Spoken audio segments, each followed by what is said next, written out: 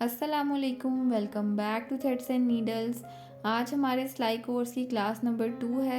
आज की इस वीडियो में मैं आपको बताऊंगी कि सिलाई के लिए आपको किन किन चीज़ों की ज़रूरत होगी, कौन से एसेंशियल टूल्स हैं, इनको किस तरह से इस्तेमाल करना है, इनका पर्पस क्या है। ये सारा कुछ आज की इस वीडियो में मैं आपको एक्सप्लेन करूँगी। तो जो भी बिगनर्स हैं लास्ट में इस वीडियो को एंड तक देखिएगा, मैंने सब कुछ डिटेल में एक्सप्लेन किया है। तो सबसे पहले और सबसे इम्पोर्टेंट चीज़ है सिलाई मशीन। तो सिलाई मशीन आपने कौन सी यूज़ करनी है, सिलाई मशीन को किस तरह से इस्तेमाल करना है, मशीन के सारे पार्ट्स के बारे में, ये सब कुछ मैं अपनी क्लास 1 में बता चुकी हूँ। तो जिन लोगों ने वो वीडियो नहीं देखी, उस वीडियो का लिंक मैं मेंशन कर दूँगी, आप देख लें। सेकंड चीज़ है फैब्रिक। तो जो भी बिगनर्स हैं आपने कोशिश करनी है कि सबसे पहले आप लॉन या कॉटन के फैब्रिक पे सिलाई सीखें, क्योंकि ये फैब्रिक आराम से सेट हो जाता है, बार बार हिलेगा नहीं। किसी भी रेशमी कपड़े पे आपने सिलाई सीखनी स्टार्ट नहीं करनी, आपने लॉन के कपड़े पे सिलाई सीखनी स्टार्ट करनी है। नेक्स्ट है हमारे पास सीज़र। तो सिलाई के लिए आपके पास दो तरह की सीज़र होनी चाहिए। एक आपने इस तरह की बड़ी सीज़र रखनी है जिससे आपने कपड़े की कटिंग वगैरह करनी है, और आप देख लें कि ये कितनी साफ़ है। आपकी सीज़र भी इसी तरह से साफ़ और तेज़ होनी चाहिए, आपने सीज़र को लगवा के रखना है। उसके अलावा जो छोटी सीज़र है, जितने भी पेपर वगैरह या एक्स्ट्रा कटिंग है वो आपने छोटी सीज़र से करनी है। इस बड़ी सीज़र से हमने सिर्फ कपड़े की कटिंग करनी है, इससे आपने कोई भी एक्स्ट्रा पेपर या कार्डबोर्ड वगैरह कट नहीं करना। और यहाँ पे आप इसको देख लें कि आपने कैंची को कभी भी खाली इस तरह से नहीं चलाना, इस तरह से कैंची ख़राब होती है। कैंची की नोक आपने हमेशा तेज़ लगवा कर रखनी है, और इस सीज़र को आपने सेपरेट रखना है, इसको सिर्फ सिलाई के लिए इस्तेमाल करना है। अब नेक्स्ट है हमारे पास मेजरिंग टेप, इसको इंचिस टेप भी बोलते हैं। इसके ऊपर 1 से स्टार्ट होके तकरीबन 60 तक नंबर्स लिखे होते हैं। अब मैं आपको स्टार्ट से दिखाती हूँ। ये देखें, इसकी एक साइड पे बड़े बड़े नंबर्स लिखे होते हैं। ये आपको नज़र आ रहा है 1 2 3 4 5। यहाँ पे जो ये बड़ी बड़ी नंबरिंग्स लिखी हुई हैं, ये इसकी इंचिस वाली साइड है। और ये जो इसकी बैक साइड है, यहाँ पे छोटे छोटे नंबर्स लिखे हुए हैं, ये इसकी सेंटीमीटर वाली साइड है। और सिलाई के अंदर हम इंचिस वाली साइड को यूज़ करते हैं, यानी कि इस साइड से हमने मेजर करना है जब भी हमने सिलाई करनी है। अभी आपने अक्सर सुना होगा कि शर्ट बनाने के लिए हमें इतने गज़ कपड़ा चाहिए या इतने गज़ कपड़ा चाहिए, तो उसको किस तरह से इंचिस टेप पे मेजर करना है वो भी मैं आपको बताती हूँ।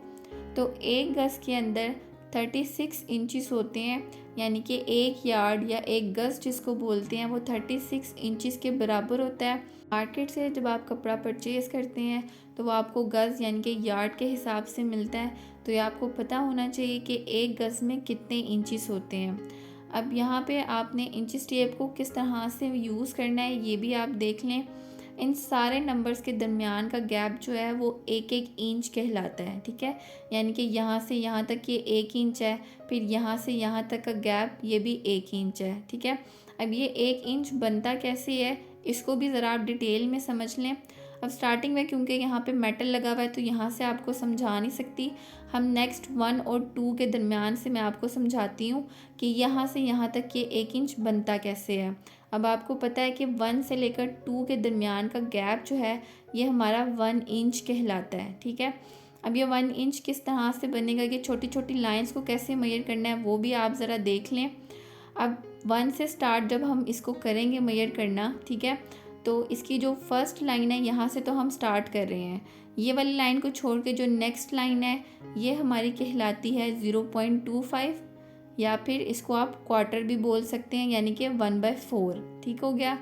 उसके बाद जो नेक्स्ट छोटी सी लाइन है इसको छोड़ के नेक्स्ट लाइन जो हमारी है ये कहलाती है 0.5 या फिर हाफ, 0.5 जिसको हम कहते हैं, ठीक है। उसके बाद फिर से आपने एक लाइन को स्किप करना है। नेक्स्ट लाइन जो है इसको कहते हैं 0.75 या फिर 3/4, ठीक है। उसके बाद यहाँ पे आके हमारा 1 इंच कंप्लीट हो जाएगा। अब आपको पता लग गया कि इंचिस के दरमियान में जो छोटी लाइंस हैं इनको आपने किस तरह से मेजर करना है, ठीक हो गया। अब ये देखें, पहली लाइन जब हमने स्टार्ट की तो पहली लाइन को छोड़ के ये लाइन है 0.25 की, फिर एक लाइन स्किप की, सेंटर वाली लाइन है आपकी 0.5 की, फिर एक लाइन स्किप की, ये है 0.75 और उसके बाद आपका 1 इंच कंप्लीट हो जाएगा। इन सारे नंबर्स के दरमियान में जो सेंटर वाली लाइन होती है ये 0.5 की लाइन होती है, यानी कि हाफ की। इसी तरह से ये वाली लाइन जो है ये भी 0.5 की है, ये वाली लाइन भी ये हमारी 0.5 कहलाती है। अब लेट्स सपोज मैं आपको कहती हूँ आपने 3.5 मेजर करना है, तो यहाँ से स्टार्ट करके 3 के बाद जो ये हाफ की लाइन है ये हमारी 3.5 की लाइन है। अब आपने 4.5 मेजर करना है, तो 4 के बाद ये जो सेंटर वाली लाइन है ये हमारी 4.5 कहलाएगी। उसके बाद मैं आपको कहती हूँ कि अगर आपने 1.25 मेजर करना है, तो यहाँ से स्टार्ट करके 1 के बाद एक लाइन हम स्किप करेंगे, ये वाली लाइन हमारी 25 की होती है, तो ये बन जाएगा 1.25। अब मैं आपको कहती हूँ आपने 5.25 मेजर करना है, तो यहाँ से स्टार्ट करके 5 के बाद जो ये सेकंड लाइन है ये हमारी कहलाएगी 5.25। अब आपने मेजर करना है 4.75, तो 4 के बाद ये देखें, 4 के बाद यहाँ पे जो ये लाइन है ये आपको पता है कि 0.75 की लाइन होती है, तो 4 के बाद यहाँ तक आपका बनेगा 4.75। तो इंचेस टेप के इन पॉइंट्स को अच्छे से समझना बहुत ज़रूरी है। अगर आपको इंचेस टेप ठीक से यूज़ करना नहीं आता या फिर आपकी मेजरमेंट्स ठीक नहीं है तो आपकी सिलाई कभी भी ठीक नहीं होगी। इसलिए आपने इन पॉइंट्स को याद भी रखना है और इसकी प्रैक्टिस भी करनी है, ताकि आप जब भी मेजर करें तो आपकी मेजरमेंट्स बिल्कुल ठीक आएँ। अच्छा जी, नेक्स्ट है हमारे पास ये थ्रेड कटर। इसको हम धागा काटने के लिए यूज़ करते हैं। सिलाई के दौरान जब भी हमने मशीन से कपड़े को बाहर निकालना है तो हमने बार बार कैंची को यूज़ नहीं करना, हमने इस कटर को यूज़ करना है। इससे आप आसानी से धागे को कट कर सकते हैं, ठीक है। अब नेक्स्ट है हमारे पास सीम रिपर। इसको हम उधेड़ने वाला भी कह सकते हैं। जितने भी बिगनर्स हैं उनके पास तो ये लाजमी होना चाहिए, क्योंकि जब आप सिलाई सीख रहे होते हैं तो अक्सर ऐसा होता है कि आप कोई गलत सिलाई लगा लेते हैं या फिर आपकी सिलाई टेढ़ी हो जाती है, तो उसको खोलने में काफ़ी ज़्यादा टाइम वेस्ट हो जाता है। तो इस टूल की हेल्प से आपका ये काम आसान हो जाता है। इस कपड़े पे मैंने यहाँ पे ये सिलाई लगाई है। इसको मैं आपको दिखाती हूँ किस तरह से यूज़ करना है। सिलाई के नीचे से आपने इसकी नोक को डालना है और इसके सेंटर में छोटा सा ब्लेड टाइप लगा होता है जो कि धागे को कट कर देता है, और उसके बाद धागे के पीसीस को आप इस तरह से बाहर निकाल सकते हैं। तो इस टूल की हेल्प से आप काफ़ी जल्दी सिलाइयों को निकाल सकते हैं। ये देखें, इस तरह से इसकी पॉइंटेड सी नोक होती है, उसकी हेल्प से आप धागे को कट करके इस तरह से स्टिचेस को ओपन कर सकते हैं।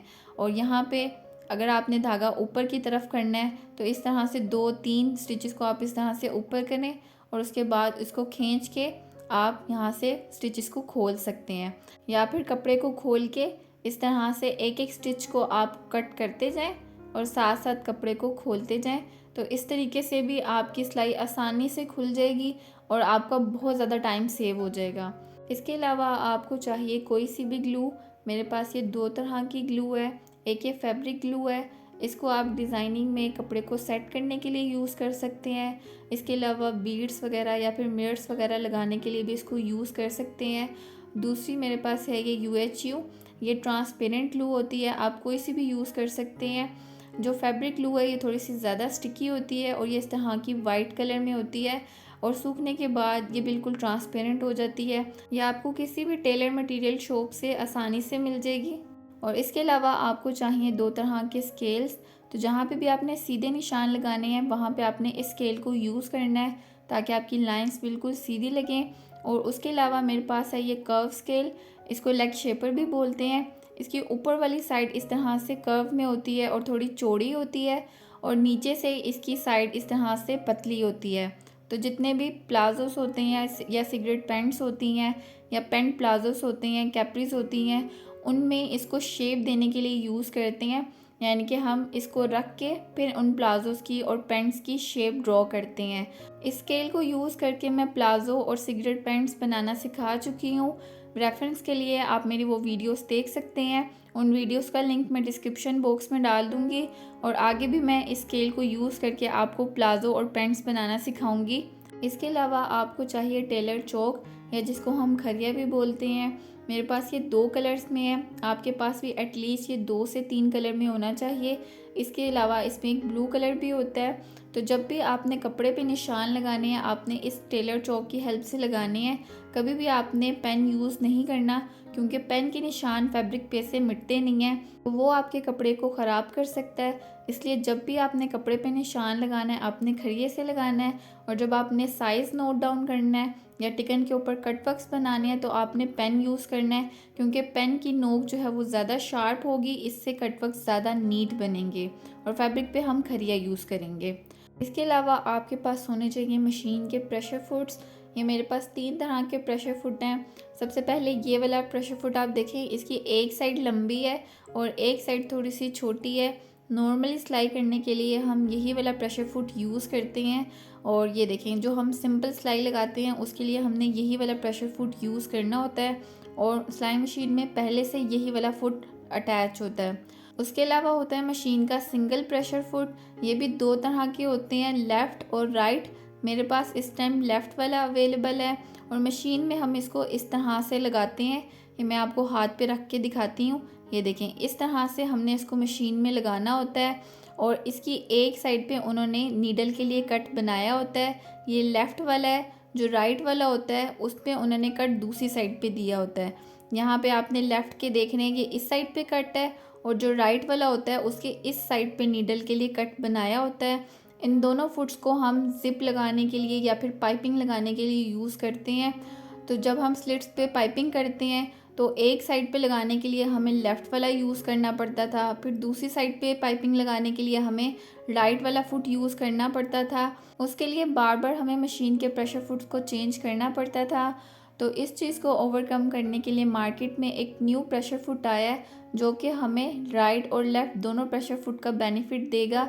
इसके यहाँ पे आप देख सकती हैं कि दोनों साइड्स पे नीडल के लिए स्पेस बनी हुई है।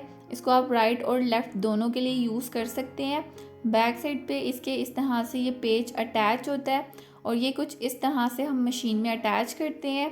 ये जो 2 पहले फुट मैंने आपको दिखाए हैं, इनको किस तरह से यूज़ करना है इसकी वीडियोस में आप बना के सिखा चुकी हूँ, इनको लगाना भी सिखा चुकी हूँ।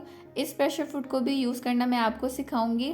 इसको आपने मशीन में किस तरह से लगाना है, जब आपने इस प्रेशर फुट की राइट साइड यूज़ करनी है तब आपने इसको मशीन में इसी तरीके से लगा देना है, तब नीडल यहाँ पे आएगी।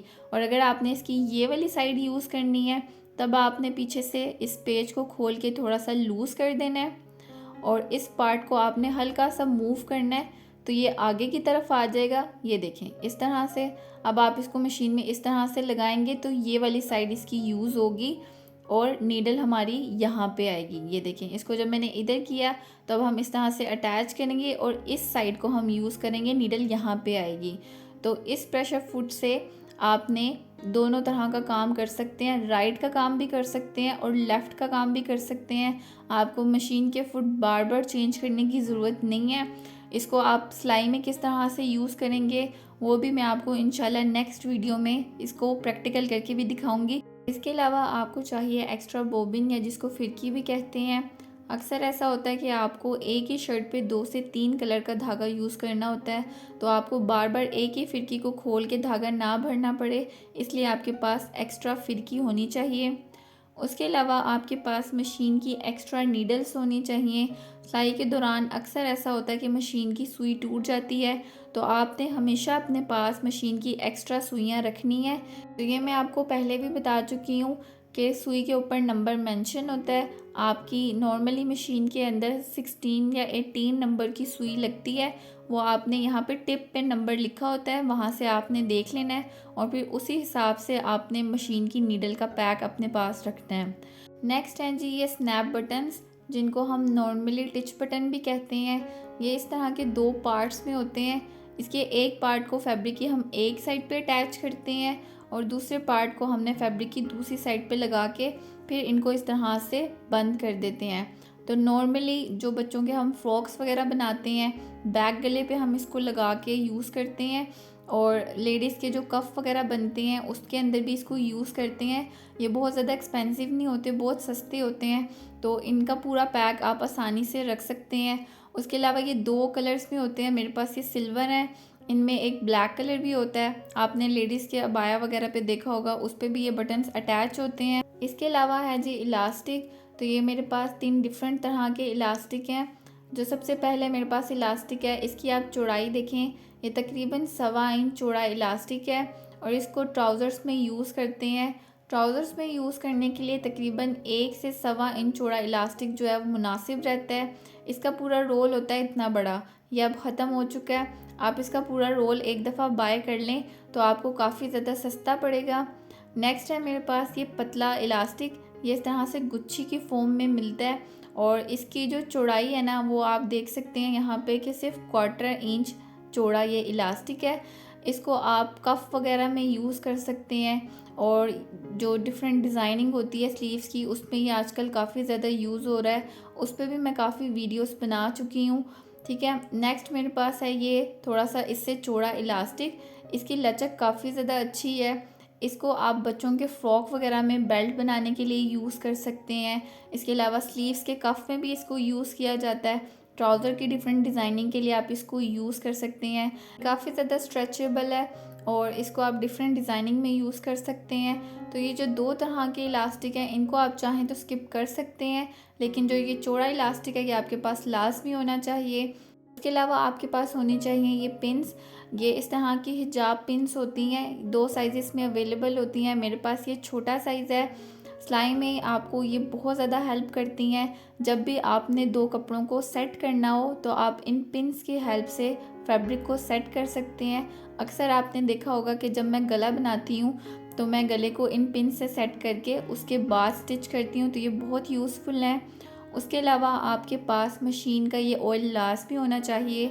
आपको मैंने पहले भी बताया था कि जब भी आपने सिलाई मशीन यूज़ करके रखनी है आपने मशीन की ऑयलिंग लाज़मी करनी है और मंथ में एक दफ़ा आपने मशीन को अच्छे तरीके से साफ़ करके ऑयलिंग करके और फिर मशीन को रखना है। इससे आपकी मशीन की लाइफ भी बढ़ेगी और आपकी मशीन अच्छा काम करेगी।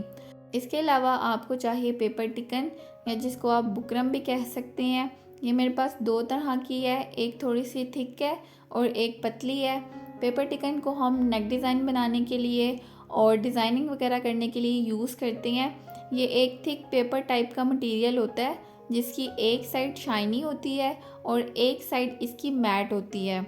इसको हम कटिंग करके कपड़े के ऊपर रख के प्रेस करते हैं तो ये कपड़े के ऊपर चिपक जाती है। डिज़ाइनिंग वगैरह में हम इसको यूज़ करते हैं और इसके अलावा हम इसको पोंचे वगैरह बनाने के लिए भी यूज़ करते हैं। यहाँ पे आपको नज़र आ रहा होगा ये इसकी शाइनिंग वाली साइड है। इसके अलावा इसको आप जो पोंचों में यूज़ करते हैं वो आपको कटी हुई पट्टियाँ भी बाज़ार से मिल जाती हैं, आप वो पट्टियाँ भी यूज़ कर सकते हैं। और अगर आपने किसी एम्ब्रॉयडर्ड शर्ट पे नेक डिज़ाइन बनाना है या फिर कोई डिज़ाइनिंग करनी है तो फिर हम उसके लिए ये पतली वाली टिकन को यूज़ करते हैं। ठीक है, ये देखें यहाँ पे आपको नीचे से मेरा हाथ भी नज़र आ रहा होगा, ये काफ़ी ज़्यादा पतली है। काम इसका भी वही होता है, बस इसकी थिकनेस कम होती है।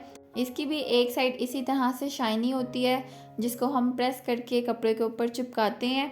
अगर आपका कोई मोटा फैब्रिक है जैसे कोई खद्दर वगैरह का फैब्रिक है या फिर फैब्रिक पे कढ़ाई हुई हुई है उसके ऊपर अगर आप वो मोटी वाली टिकन यूज़ करेंगे तो कपड़ा आपका काफ़ी ज़्यादा वहाँ से मोटा हो जाएगा और उसमें नीटनेस भी नहीं आएगी।